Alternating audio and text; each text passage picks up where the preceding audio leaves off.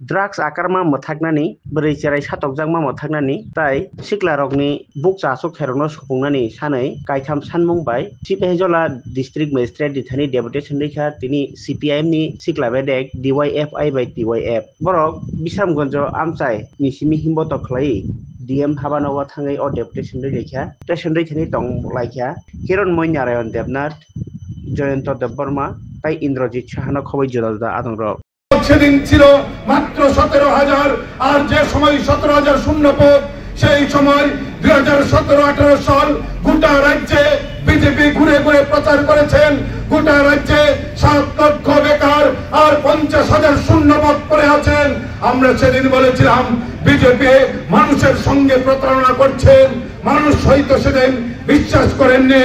BJP সরকারের 7 বছর অতিক্রান্ত, আজ বিধানসভায় তথ্য দিতে বাধ্য হচ্ছেন বিজেপি সরকার গোটা রাজ্যের সরকারি দপ্তরে শূন্য পদ হচ্ছে 50,000-এর উপর, শূন্য পদ পূরণ করছেন না। কি হয়, বিশ্রামগড় স্কুলে টিচার আছে, ছাত্র আছে, টিচার নেই, শিক্ষক শিক্ষিকা নেই। হাসপাতালে যান, রোগী আছে, ডাক্তার নার্স নেই। অফিসে যান, মানুষ আসছে, কর্মচারী নেই, পরিষেবা পাচ্ছেন না।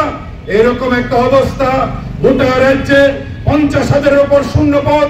এই শূন্য পদ যদি পূরণ হতো তাহলে 18 থেকে 19,000 সংরক্ষণের ভিত্তিতে এ রাজ্যের উপজাতি যুবক যুবতী মিনিমাম 16-17,000 তাদের চাকরি পাওয়ার সুযোগ ছিল। শুধুমাত্র শূন্য পদ পূরণ হচ্ছে না বলেই সব অংশের বেকাররা আজ অন্য হয়ে উঠছে। শুধুমাত্র এখানেই সরকারি দপ্তরে শূন্য পদ না, রেগার কাজ নেই, যা সামান্য কাজ হচ্ছে সেখানেও মাতব্বরদের মাতব্বরি, নজরে কাজ হচ্ছে মাতব্বরদের জন্য সেই টাকা পাচ্ছেন না। সেই রেগার মজুরে সঠিক সময়ে রেগার কাজ করার পর মজুরি পাচ্ছেন না। গোটা রাজ্যের অবস্থা, আর এই অবস্থার মধ্যে কি চলছে, নতুন শিল্প তৈরি করেছেন।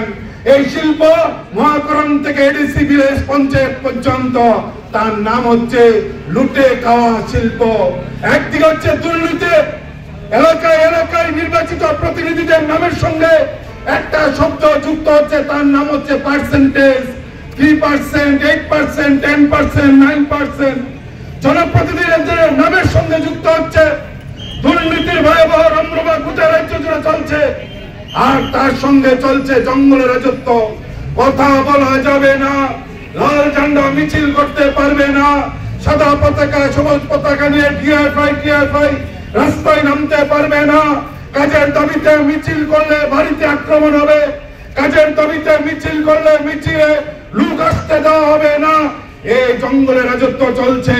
আমরা দাবি করছে, একদিকে কাজ নেই, সুশাসনের অভাবে মানুষ ঘর থেকে বেরোতে পারছেন না।